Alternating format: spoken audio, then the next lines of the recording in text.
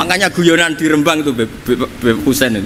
Kalau ada orang mendadak sopan sama temannya, temannya curiga, kok tumben sopan, mau utang ya? Di zaman akhir itu kacau.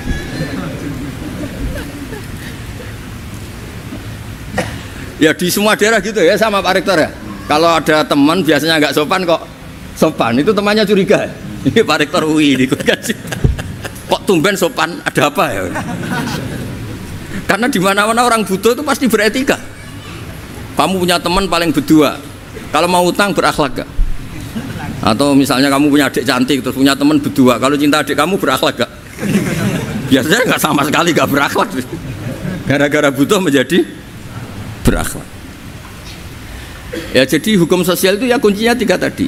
Ahsin man syi'ta takun amirah, wastaghni amman syi'ta takun nadhirah.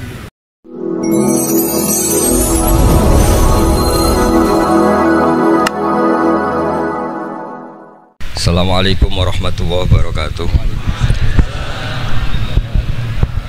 Rabbi shrah li sadri wa yassir li amri wahlul 'uqdatam min lisani yafqahu qawli. Allahumma shalli wa sallim barik ala sayyidina Maulana Muhammadin wa ala alihi wa sahbihi ajmain. Amma ba'du. Ya, niki ngaji ilmu dulu, nanti bagian terakhir ijazah.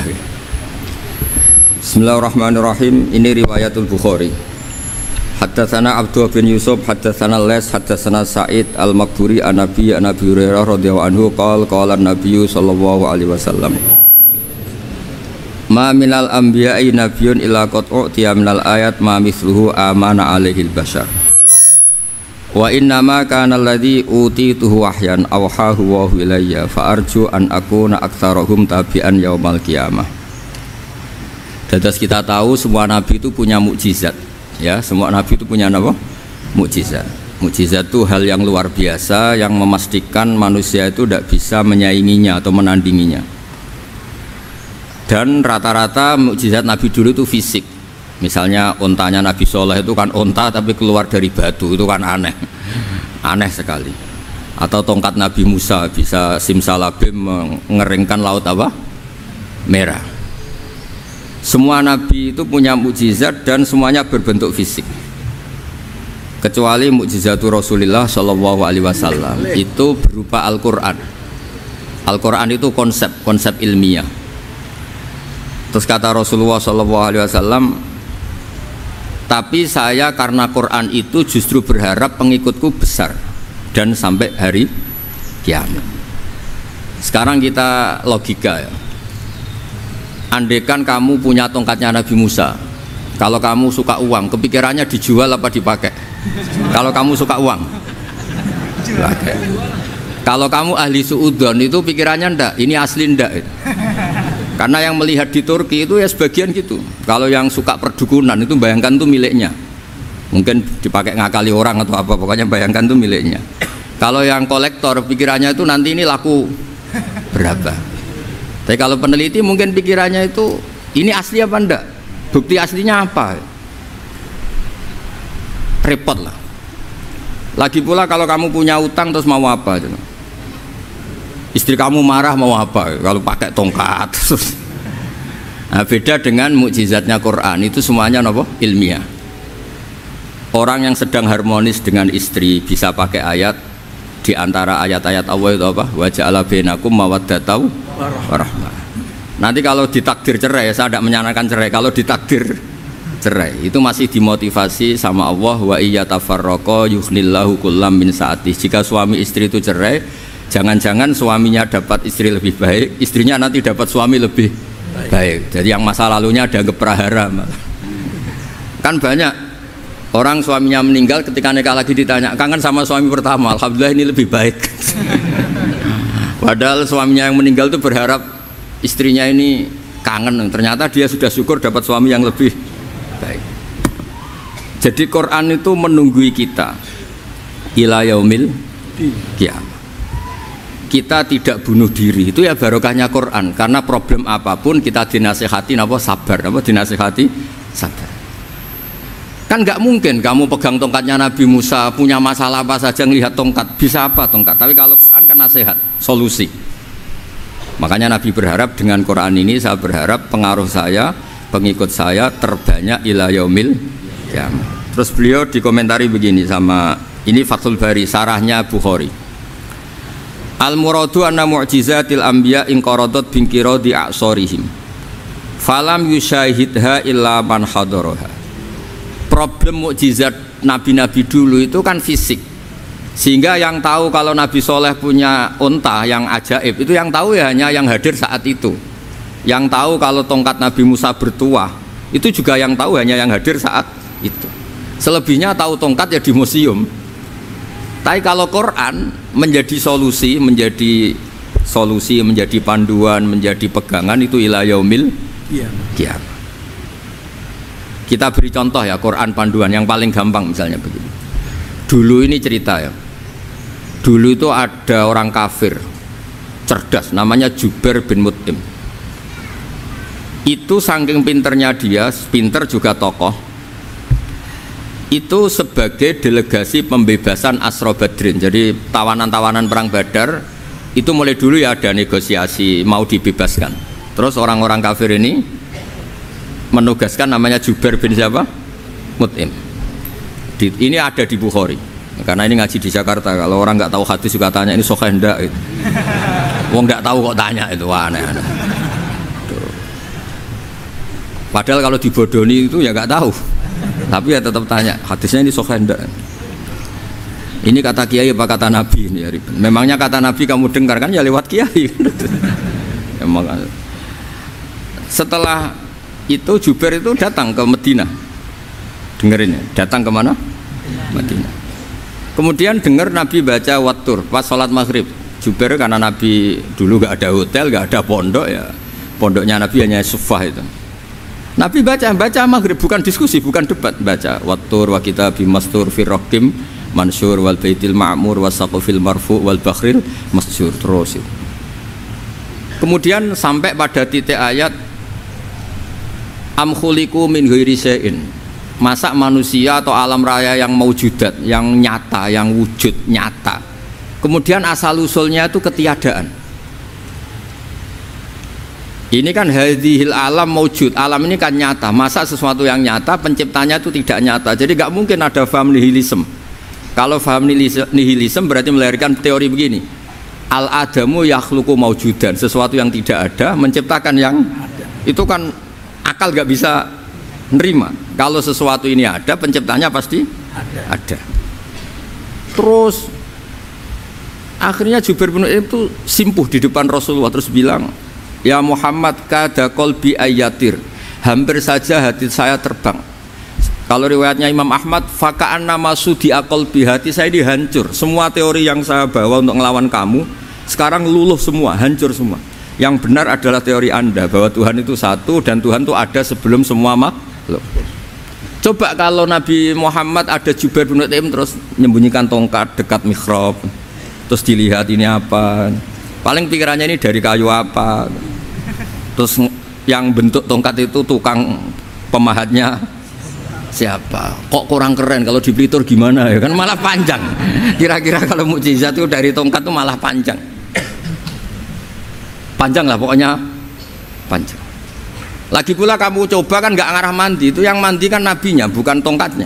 Coba tongkatnya Nabi Musa dicoba anak-anak beki itu dipakai mukul kucing aja tidak mesti mati itu.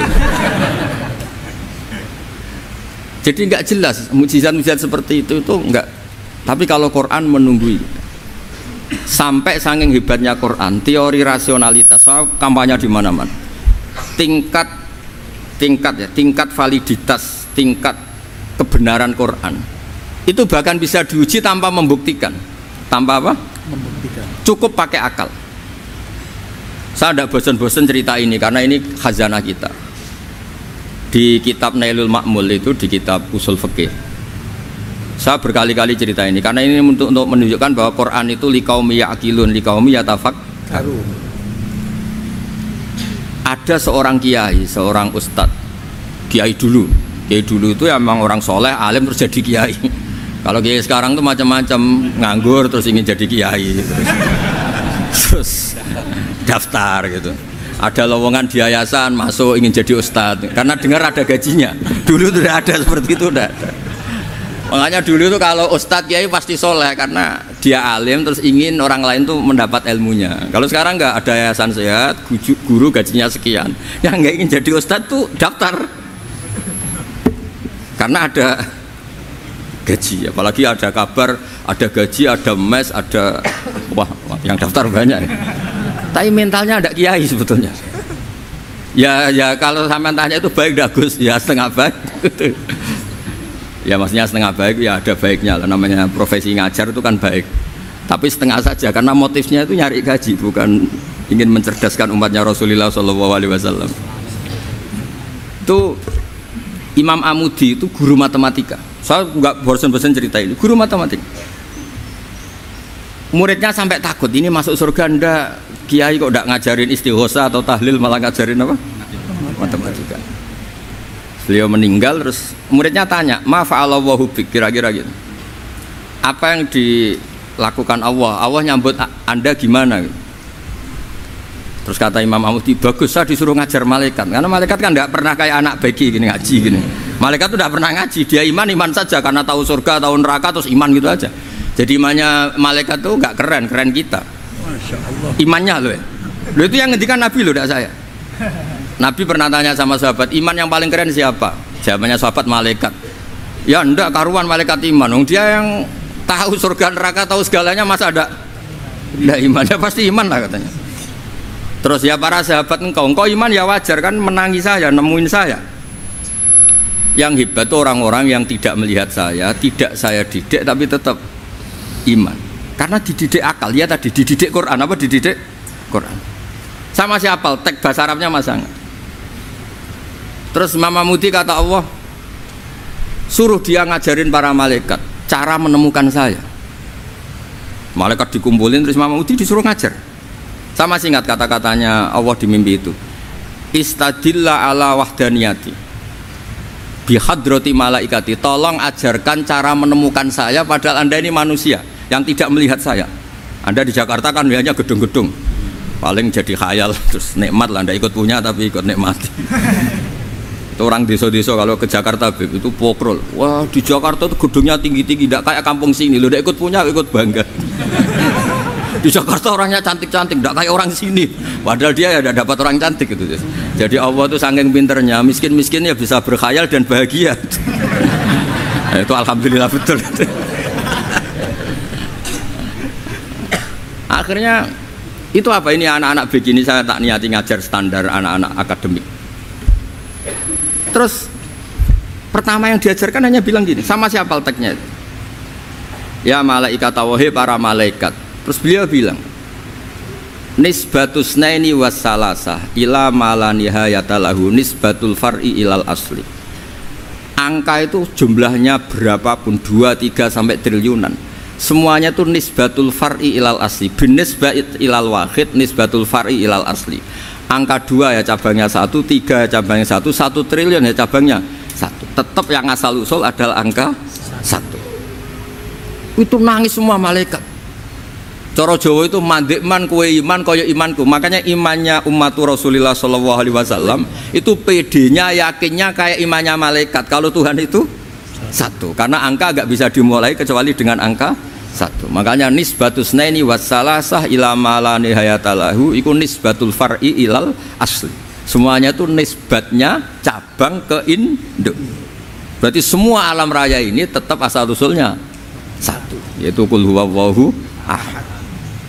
Nah, itu namanya akal. Umatnya Rasulullah itu ditinggali mukjizat akal lewat panduan Quran, sehingga meskipun kita tidak menangi Rasulullah, tidak menangi sahabat, kita tidak tahu malaikat Jibril, tapi cara iman kita ini tidak kalah keren. Yakin, hakul, yakin. Terus kedua, gambar. Kamu gambar rumah, gambar hewan, gambar apa saja, mesti dimulai 1 titik. Entah gambar kamu bagus, entah jelek, tetap dimulai 1 titik. Nah, titik ini namanya nuqtatul wujud. Semua alam raya dimulai dari 1 titik, yaitu nuqtatil wujud. Makanya Quran dimulai bismillah, dan bismillah itu dipilih sama Allah pakai pertama ba itu ada titik. Itu kata semua ulama. Itu titik itu singkatan dari bi kana makana wa bi yakunu mayakun. Karena saya semuanya ada. Bi itu karena saya. Jadi makanya santri-santri beki tidak usah bayangkan kamu jadi wali terus bisa terbang ke Mekah, tidak usah. Kalau terbang ke Mekah ya sudah umroh aja bayar. Kalau enggak ya maklaran KBH atau apa. Pokoknya cari gratis itu. Ya gratis kan ya. Dapat orang 10 gratis satu. Terus orang enggak umroh-umroh dirayu-rayu supaya umroh. Repot. Itu pelanggaran fikih itu. Kalau orang punya utang itu wajibnya hanya utang dulu gitu. Wah repot. Saya itu juga sering bingung di kampung-kampung. Gus sama umroh. Kenapa? Dapat gratisan. Minta uang saja buat nyaur utang, nggak boleh. Wah, secara fikih yang wajib itu nyaur utang bukan umroh. Nggak boleh Gus diminta uang, nggak boleh, harus umroh. Udah gitu saya ini bingung Gus mau umroh, nggak nikmati. Kenapa? Disuruh ngajar Gus. Repot semua kalau ibadah mergawe ya gini, bingung semua. Ya saya mohon anak-anak BK semuanya yang seneng Quran itu harus seneng sampai kayak saya sehingga tahu. Istidlal mencari Tuhan dengan cara tauhid yang berbasis akal itu sedzahir imannya malaikat. Jika di kelas men iman itu manusia ulul ilmi, kita yang nekuni ilmu itu nomor 1 prakteknya. Karena nomor 1 itu Allah karuan kan syahidah wa, Allah kan nggak tertandingi syahidah wa annahu la ilaha illallah. Terus wal malaikatu, malaikat kan karuan karena langsung menyaksikan surga. Dan ketiga apa? Wa ulul ilmi. Berarti prakteknya kan nomor 1. Kalau kompetitornya semuanya manusia, ulul ilmi nomor berapa? 1 kan? Nah nomor 3 kan dari Allah, malaikat, ulul ilmi. Berarti kalau kompetisinya antar manusia nomor berapa? 1 kan? Nah kenapa ulul ilmi di nomor 3 kan tapi dari Allah, malaikat, ulul? Kerennya kayak apa? Karena cara iman ulul ilmi itu enggak ada ragunya sama sekali. Kamu ragu enggak kalau 2 itu cabang dari 1, asal usulnya 1? Enggak pernah kan ragu kan? Semua gambar seruat apapun dimulai dari 1 titik, ragu enggak? Enggak kan? Nah imannya umatnya Nabi karena dipandu oleh Quran itu seyakin itu, sehakul yakin itu. Nah itu terus Jubair bin Mut'im menjadi iman. Am khuliqu min ghairi syai'in am humul khaliq. Terus kata Allah lagi, kalau kamu tidak percaya saya yang bikin langit bumi ya gampang dong, kamu saja yang ngomong kalau kamu yang bikin. Paling orang sepakat kamu stres. Terus hanya ayat gitu, am khalaqus samawati wal ard. Kalau kamu tidak yakin Allah yang bikin ya silahkan Anda klaim saja kalau kamu yang bikin langit bumi. Bala yuqinun. Kamu juga gak mau kan dibilang stres. Nah ini terus saya teruskan ya. Makanya mukjizat terbesarnya Nabi adalah Al-Quran. Karena Al-Quran itu cerita tentang hukum-hukum akal, cerita tentang logika-logika peradaban. Misalnya logika peradaban, contoh paling gampang. Di Quran itu ada sekian ayat yang Allah cerita peradaban. Misalnya wa ahsinu innallaha yuhibbul muhsinin. Itu dikutip terus kemudian disimpulkan dalam peradaban. Kata Sayyidina Ali karramallahu wajhah ngendikannya gampang. Ahsin man syi'ta takun amirah. Kamu berbuat baik saja sama seseorang, maka otomatis kamu akan jadi pemimpinnya. Ada orang nggak tamat SD, nggak tamat papa, gobloknya minta ampun. Tapi karena gaji seorang pakar, oh kamu tak gaji 1 bulan 1 miliar, perusahaan saya jadikan besar. Itu dikongkan ngalor ngidul ya nurut. Hanya karena dia ihsan. Terus wastaghni amman syi'ta takun nadhira. Ya, saya ulang lagi. Wastaghni amman syi'ta takun nadhira. Dan kamu jangan butuh orang lain, siapapun dia, maka kamu akan setara. Misalnya ada menteri orang antri mau salim, tapi kamu tidak butuh kan tenang saja. Tapi kalau kamu butuh, habis kamu. Ya kan, kamu tidak butuh seseorang, maka kamu posisinya akan setara. Kamu harus sopan karena punya utang jasa. Kalau nggak punya apa-apa kan setara. Ya enggak. Misalnya kamu jajar rektor atau jajar menteri, jajar apa saja. Kalau kamu tidak punya utang kan, kamu jajar menteri tidak punya utang, sama jajar satpam tapi punya utang, takut mana?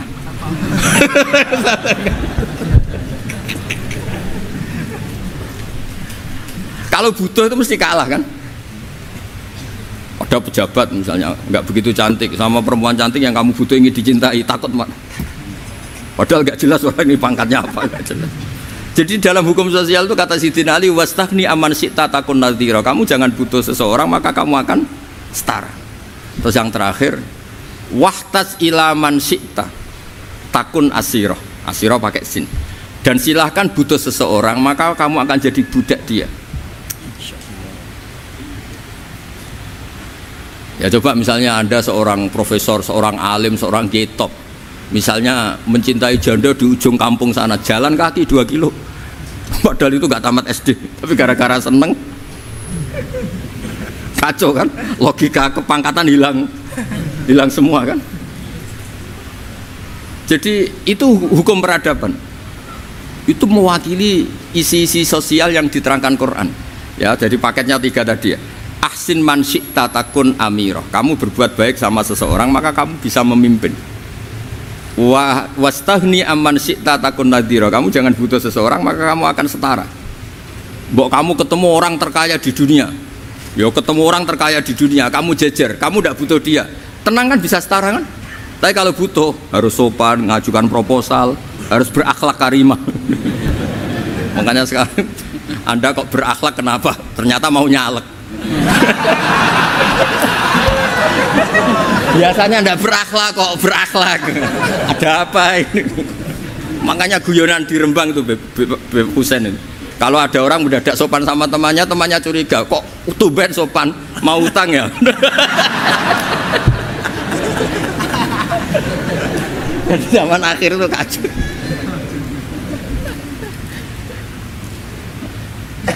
Ya di semua daerah gitu ya sama Pak Rektor ya. Kalau ada teman biasanya nggak sopan kok sopan, itu temannya curiga. Ini Pak Rektor UI ini kok tumben sopan, ada apa ya? Karena di mana-mana orang butuh itu pasti beretika. Kamu punya teman paling berdua, kalau mau utang berakhlak gak? Atau misalnya kamu punya adik cantik terus punya teman berdua, kalau cinta adik kamu berakhlak gak? Biasanya nggak sama sekali nggak berakhlak. Gara-gara butuh menjadi berakhlak. Ya jadi hukum sosial itu ya kuncinya 3 tadi. Ahsin man syi'ta takun amirah. Wastahni amman syi'ta takun nadhirah. Terus wahtas ila man syi'ta takun asirah. Kalau kamu butuh seseorang pasti kamu dibikin hina. Asir itu tawanan. Nah, Quran itu bicara sosial itu lengkap. Dan itu yang nunggui kita. Kita punya tetangga yang kurang baik, ya seneng. Punya tetangga baik, ya seneng. Kata Imam Syafi'i, saya berkali-kali cerita, kok seneng semua Imam Syafi'i? Ya bagus lah, kalau yang seneng saya enak lah, dijak jagongan, dijak ngopi enak. Yang nggak seneng saya, gak ngarah utang. Uang itu nak, kamu punya tetangga gak seneng kamu, aman kan? Aman. Gak akan pinjem uang kan, pinjem mobil, uang gak seneng kok. Makanya Imam Syafi'i itu kalau ngedikan luar Syafi'i, diceritain orang, ya Aba Abdillah bagiannya, ya Aba Abdillah orang itu gak seneng kau, bagus lah. Loh kenapa bagus? Waman asa'a ilaika faqad atlaqaka. Orang yang nggak seneng kamu maka membebaskan kamu. Nggak akan pinjam uang, pinjam mobil, nggak akan ganggu waktu kamu, kan nggak seneng. Justru yang seneng-senengi masalah pinjam terus. Imam Syafi'i itu orang yang anggap dunia itu selesai. Ada yang cerita, ya Aba Abdillah, orang yang tadi cium tangan engkau, yang hormat engkau, di luar maki-maki engkau, ngerasain engkau, ngata-ngatain engkau. Ya bagus lah. Kok bagus gimana? Berarti saya wibawa, depan saya tidak berani. Berarti saya wibawa, di depan saya tidak berani.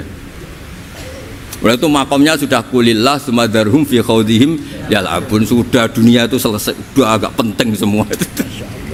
Nah itu kalau kamu anak-anak bagi ahli Quran, sudah ayatnya kulillah sumadarhum fi khawdihim yal'abun. Sudah lihat Allah saja agak penting, makhluk-makhluk itu udah makhluk semua agak penting, sepenting Allah. Nah kita ini ditunggoni mukjizat seperti itu. Bayangkan misalnya kita ditunggoni tongkatnya Nabi Musa.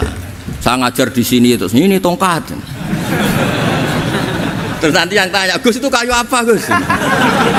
Nanti yang kolektor tanya itu harganya berapa Gus? Ruwet apa? Terus yang ahli suudon itu asli gak Gus? Wah. Yang ahli suudon kan mesti tanyanya gitu, itu asli enggak Gus? Repot-repot pokoknya. Tapi kalau Quran kan jelas, kenapa? Jelas. Ya terus saya teruskan. Fala yamurru terus al murad anna mu'jizatil anbiya in qaradat binqidori asaim satu wa mu'jizatul Quran mustamirratun ila yaumil qiyamah. Wa kharquhu lil adat fi uslubihi wa balaghatihi wa ikhbarihi bil maghibat. Terus kata ini yang ngarang Fathul Bari, sarahnya Imam Bukhari. Fala yamurru asrun minal a'sar illa wa yadharu fihi syai'un mimma akhbaru bi annahu sayakun yadullu ala sihhati da'wahu. Wa hadza aqwal muhtamilat. Wa takmiluhu fil ladzi ba'da. Wa qilani ya. Anal al makna anal mukjizat al madiyah kanat khissiyatan tusyahadu bil absar kana qoti soleh wa asa Musa. Mukjizatnya nabi-nabi dulu itu hanya penyembuh, hanya pelengkap, hanya nuruti keinginan mata. Seperti dahsyatnya apa? Laut Merah di sebelah apa dipukul sama tongkatnya Nabi siapa? Itu semuanya itu hanya memanjakan mata. Urusan mata. Terus wow itu. Tapi kalau mukjizatnya Nabi Muhammad itu berdasar akal. Maksudnya berdasar akal nih dengerin ya. Dengerin betul. Ketika Laut Merah terus tersibak kan wow itu keren kan? Terus kita bilang menyimpulkan, wah kita tidak akan mampu. Itu bodoh sekali kesimpulan kita tidak akan mampu. Meskipun bikin nyamuk Anda juga tidak mampu.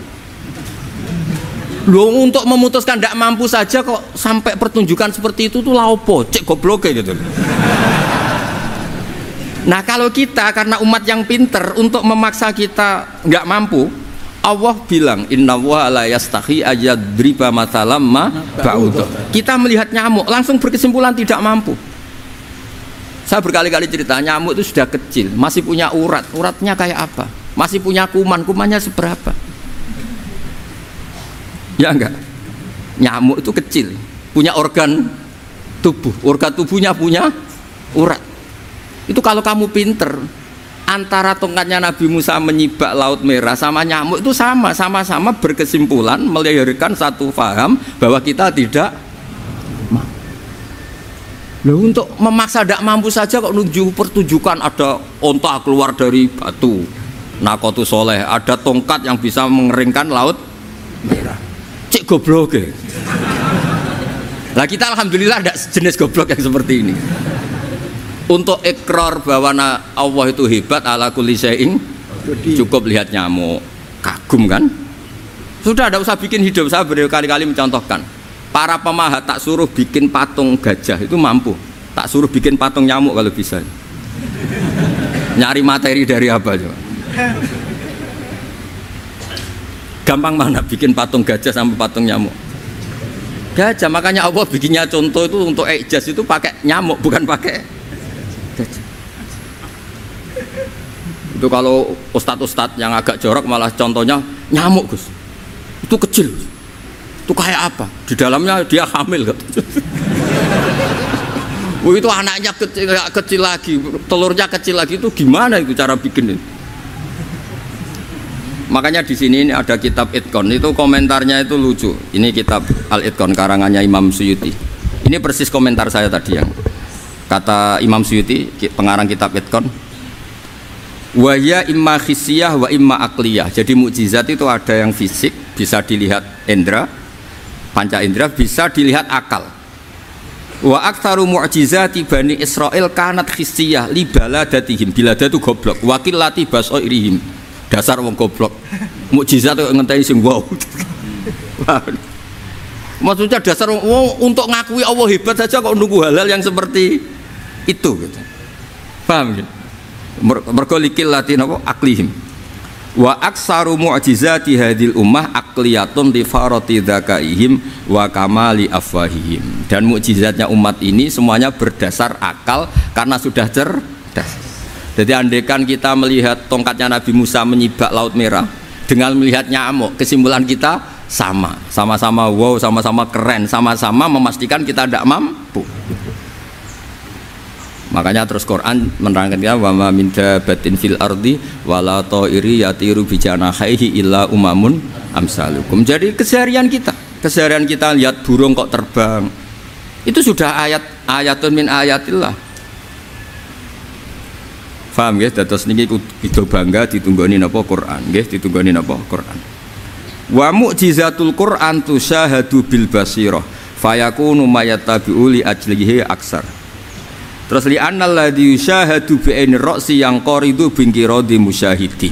Sesuatu yang tampilan dahsyatnya itu disaksikan mata, maka itu bisa habis. Era tongkat Nabi Musa seperti itu habis enggak? Bisa mengeringkan Laut Merah habis kan? Tapi era mukjizatnya Quran ila yaumil qiyamah. Ya contoh sosial, saya kembali lagi ke sosial. Kamu punya teman awet atau punya istri awet, itu konsepnya ya wal kadhiminal ghaidh, agak gampang tersinggung. Coba kalau kamu setiap tersinggung putus, setiap tersinggung habis, kamu tidak punya teman, tidak punya istri. Sampai kita awet seperti ini, kalau kecewa ya wal kadhiminal ghaidh, ngempet. Termasuk saya ini biasanya ngaji khusus terus bajak gini ya kecewa. Tapi barokahnya diwarai Quran, wal kadhiminal ghaidh, ngempet Gus, ngempet. Terus kecewa sama teman, kenapa tidak putus? Karena wal afina aninna, sudah kalau kecewa maafkan. Coba kalau kita kecewa presiden demo, kecewa menteri demo, kecewa orang tua minggat, ya kalau dicari, kalau tidak kan malu. Saya itu punya teman tak tanya, kecewa Gus sama bapak itu, kenapa tidak minggat? Malu. Kenapa malu? Takut gak dicari. Itu orang tuh paling malu itu kalau keluar dari rumah nggak dicari. Saya punya teman lagi, saya ini takut mati Gus. Kenapa? Takut istri saya tidak nangis Gus. Itu kematian terburuk itu kalau sudah mati, tahu istrinya tidak nangis. Itu malu betul itu. Makanya jangan mati. Pokoknya pastikan orang sekeliling Anda nangis itu baru berani mati. Kalau tidak jangan. Ya jadi mukjizatnya Nabi itu luar biasa. Walladzi yusyahadu bi'ainil aqli bakin yusyahiduhu kullu man jaa ba'dal awali mustamirran. Sesuatu ilmiah, sesuatu agama atau apa saja yang logis itu akan abadi ila yaumil. Kayak tadi, ketika kita kecil diajari apa? Wujud, qidam, baqa, mukhalafatul hawadisi, qiyamuhu binafsihi, wahdaniyat, qudrat, iradah. Itu ila yaumil qiyamah. Karena kita pasti punya logika tadi. Masa alam raya yang maujud didahului ketiadaan, kemudian ketiadaan ini kita rumuskan, ketiadaan inilah yang bikin alam raya. Di mana-mana nihilisme, ketiadaan ya layu astirusai, namanya tiada ya tidak punya akibat apapun. Yang punya akibat apapun ya sesuatu yang wujud. Loh, itu kan ila yaumil qiyamah, sampai kapanpun teori itu akan nunggui kita ila yaumil qiyamah. Tapi kalau tongkat Nabi Musa ketika kita tidak melihat kan punya alasan tidak ngandel, Musa tidak tahu. Tapi kalau kamu seperti ini, orang paling mulhid sekalipun, paling ateis sekalipun, terus ditanya, bisa nggak Anda mulai angka di luar angka 1? Tidak bisa kan? Makanya benar Imam Amudi tadi ketika diminta Allah, istadilla ala wahdaniyati bi hadrati malaikati, tolong ajarkan kenapa manusia begitu yakin kalau saya ini satu, padahal mereka tidak melihat saya. Terus beliau ngendikan apa? Nisbatus naini wassalasa ilal wahid nisbatul far'i ilal asli. Angka 2, 3 sampai enggak terbatas, semuanya dibanding angka 1 itu nisbatul far'i ilal asli. Semuanya itu cabang dari angka 1. Itu mbok siapapun enggak usah ditunggoni nabi, enggak usah ditunggoni wali. Logikanya akan seperti itu. Itu yang dimaksud apa? Walladzi yusyahadu bainil aqli bakin yusyahidu kul man ja'a badal awal mustamir. Ya ini masih ada waktu seprapat, ini ijazah. Kalau ijazah nggak boleh tanya, ijazah ini. Dan itu yang fotokopi lebih besar itu ijazah.